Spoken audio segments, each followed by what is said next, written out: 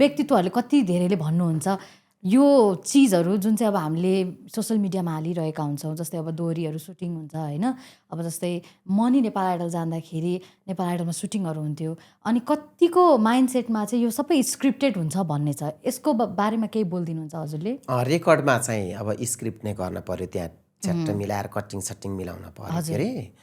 अब लाइभ भनेपछि लाइभ नै गर्न पर्यो र यताउति वातावरण हेरेर गर्न सक्न पर्छ। एकदम जस्तै बल्ल दर्शन पाएको छु सजाको टिभीमा भन्दा झन् रहेछौ मजाको घुम्ती घुम्ती रोड, दर्शन पाएँ सजाको टिभीमा भन्दा रहेछौ झन् मजाको घुम्ती घुम्ती रोड, के हो रे कटेसी घुम्ती घुम्ती रोड, आहा क्या राम्रो हो स्याङ्जा चापाकोट, आहा क्या राम्रो हो स्याङ्जा चापाकोट भनेर च्याट्ट छन्द प्रास मिलाएर सज्जाको भने कसैले भनेको थियो अहिलेसम्म?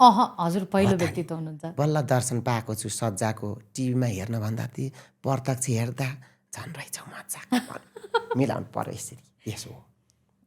जस्तै अब हजुरको लाइभ दोहोरीहरू हेर्दाखेरि मान्छेले भन्छ कति धेरै सोचेर बोल्छ होला भनेर क्या।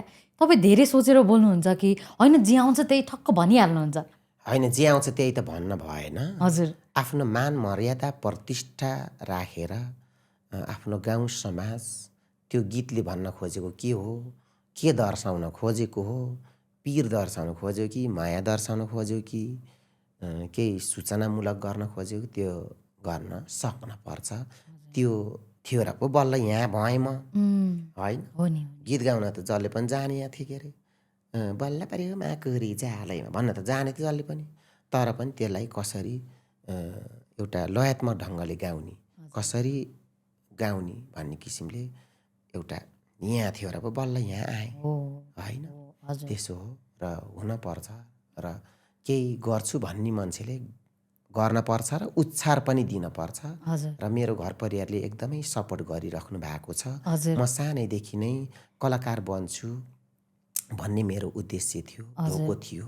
र सानैदेखि नै मेरो बाबाहरू चाहिँ सबै लाहुरे परिवार बाजेदेखि नै सबैले लाहुरे बनाउनु पर्छ भन्थे। त्यही भएर मेरो नाम श्याम राणा मात्रै होइन, श्याम बहादुर राणा हो। हेर्नु श्याम बहादुर हो, बहादुर आए चले भन्ने उतातिर। अनि अब इन्डियनले हामीलाई बहादुर बनाएछन्, कजा छन् के अरे, त्यस्तो छ होइन। म त्यसरी कजिन्न, अर्काको भरिया पनि बन्दिनँ, केही हुन्न। म चाहिँ नेपालमै बस्छु, नेपालकै गीत सङ्गीतलाई प्रचार गरेर अगाडि बढ्छु भनेर सानैदेखिको धोको थियो। र यो धोकोमा लागेको पनि 20-22 वर्ष भएछ। बल्ल अहिले चाहिँ हो कि गरेर मान्छेले खोजी गर्नेमा पुगेको छु। मान्छेले सम्झिने, लौ श्याम राणा त फल्ना यस्तो दोहोरी गाउने हो भन्नेमा बल्ल पुगेको छु। नाइबा स्याङ्जाली कलाकारको नाममा अरू कलाकारको नाम आउँदा मेरो आउँथेन। मलाई कस्तो चिन्ता लाउँथ्यो, म पनि स्याङ्जाको कलाकार हो। स्याङ्जालीले मेरो विभिन्न पत्रकार भनाउँदाहरू र यस्तो वरिष्ठ भनाउँदाहरूले नाम नलिँदाखेरि म त परे रहन्छु स्याङ्जाली कलाकारको सूचीमा त भन्ने मेरो मनमा आउँथ्यो। त्यही भएर अहिले चाहिँ फाटाफुट्टा लिने भएका छन् र गर्न पर्दो रहेछ। केही गरेर मात्रै यो धरतीलाई सिँगारेर मात्रै छोड्ने होइछ। हामी केही गर्नको लागि आफ्नो अन्तर्निहित प्रतिभा आफूमा के छ त्यो प्रयोग गरेर सबैलाई समाजलाई छोडेर जाने होइछ जिन्दगी भन्ने कुरा।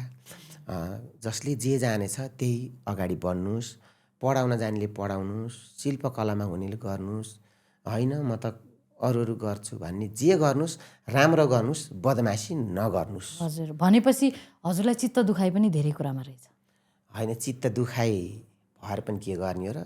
अब कतिपय आफ्नो स्वभावले नै गरे हुम्ला, कति अभावले गरे हुम्ला होइन, कति दबावले गरे हुम्ला। यो काठमाडौँ आएर सङ्घर्ष कति गरे हुम्ला होइन। मलाई पनि त मिठो मिठो खान मन लागेको थियो होला, राम्रो राम्रो लुगा लाउनु मन लागेको थियो होला, कस्ता महँगो गाडीमा चढ्न मन लागेको थियो होला। खै अब निर्भय भएछ के अरे। ठिकै छ बेला लाग्छ घाम भनेको, भ्याउ ताग धार्ने कहिल्यै नपुग्ने त्यस्तै छ। अब हामी मान्छेको स्वभाव नै त्यस्तै हो होइन। जति भए पनि पुग्दैन, जति जे गर्दा पनि पुग्दैन। हो 20-22 वर्ष अगाडि म काठमाडौँ आउँदाखेरि एउटा त्यो कालो म्याट बिछ्याएर एउटा सिरानी गरेर एउटा ब्ल्याङ्केट ओढेर बसेको मान्छे हो। हजुर अहिले कोठाभरि कस्तो लाग्ने के खाने हजुर हुँदा पनि यो मन त्यस्तै छ त्यस्तै छ, चञ्चल चञ्चल। जसो भए पनि पुग्दो रहेछ हुँदो रहेछ।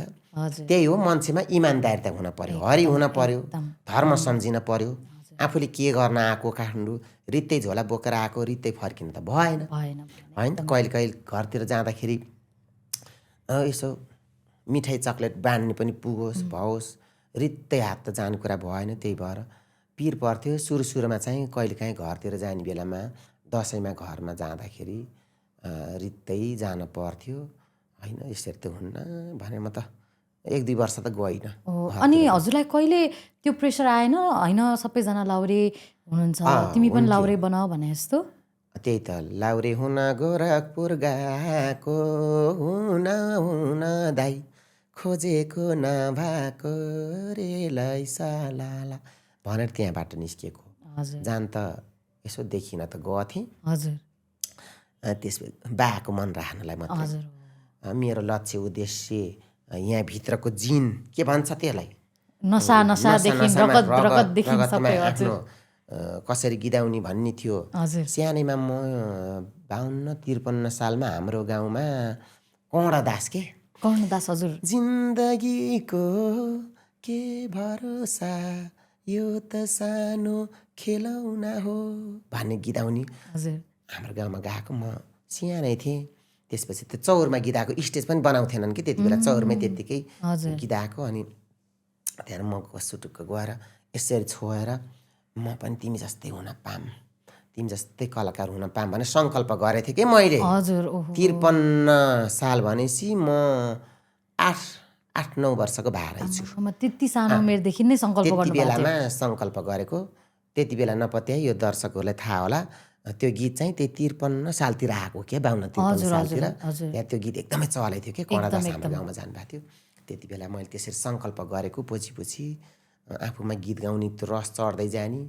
घाँस काट्न पानी लिन जाँदा पनि गीत गाएको गाई, घरबाट बाहिर निस्किएपछि गीत गाई गर्ने। त्यसपछि आमाहरूले होइन कति गीत गाएको यो मान्छेले, हजुर यो केटाले कति नआउने हो, धेरै गीत गाउनु हुन्न क्या, गीत गाउने मान्छे त दुखिया हुन्छ भन्नुहुन्थ्यो। होला पनि त्यो बेलामा गीत गाउने रहर भएका मान्छेहरूले अवसर नपाउनु भएको थियो होइन। त्यति बेला त रेडियो नेपाल मात्रै थियो। अहिले त हातै पातै युट्युब च्यानल छ, आफ्नो मिडिया छ हातै। अहिले चाहिँ आफ्नो अन्तर्निहित प्रतिभा भएको व्यक्तिलाई बाँच्न राम्रै छ, सजिलै छ। त्यो बेलामा पो दुखिया थियो, दुखिया जमानै त्यस्तो थियो। रेडियो नेपाल आउन पर्थ्यो, कति दिन लाएर त्यहाँ पनि कसरी गर्न पर्थ्यो, आफ्नो आइडिया हुन्थेन। जानेका मान्छेले कति गीत चोर्थे अरे, त्यस्तो हुन्थ्यो। त्यही भएर अब गीत गाउन रहर त लाउने, ठाउँ अवसर नपाउने भएको कारण दुखिया हुन्थ्यो। अहिले चाहिँ सुखी छ। अहिले सुखियामा परिवर्तन तरिकाले लाउनुहोस्। तर घरको काम गर्न अल्छी लाएर गीत गाउन, नाच्न, रल्लिन, हल्लिन चाहिँ नआउनु होला। आफ्नो हो यहाँ केही छ भनेदेखि आउनुहोस्, गर्नुहोस्, हुन्छ। इमान्दारिता साथ गर्नुपर्छ। रङ्ग गर्ने भए ढङ्ग पनि चाहिन्छ। रङ्गनसँग रङ्ग मात्रै गरेर हुँदैन। रङ्ग गर्नेलाई ढङ्ग पनि प्रयोग गरेर अगाडि आउनुहोस् भन्छु मैले। हजुरको यो कुराबाट मैले चाहिँ के सिकेँ भन्दाखेरि नि, घरको काम गर्न झ्याउलाएर गीत गाउन नाच्न, फल्नाले त यति गीत आयो, यति भ्युज गयो, फल्ना त यति हिट भयो, म पनि हुन्छु भन्ने किसिमले मात्र नआउनुहोस्। एउटा ज्ञान, चेतना, एउटा अभ्यास, एउटा प्रतिस्पर्धा गरेर आउनुहोस्, हो कि होइन? हो एकदम। यो मात्र होइन कि आफ्नो कलाप्रति चाहिँ सधैँ सत्य हुनुहोस् होइन त। हजुरको कुराबाट चाहिँ मैले यो भर्खरै त्यही सिकेँ। जे जानेछ, लोकगीत जान्नुभएको छ कि, आधुनिक जान्नुभएको छ कि, डान्स जान्नुभएको छ कि होइन, चित्रकला गर्छु भन्नुहुन्छ कि, डाक्टर गर्छु भन्नुहुन्छ कि, मास्टर गर्छु भन्नुहुन्छ कि, पाइलट गर्छु भन्नुहुन्छ कि, जे गर्छु भने पनि यो धरतीमा स्वतन्त्र छ।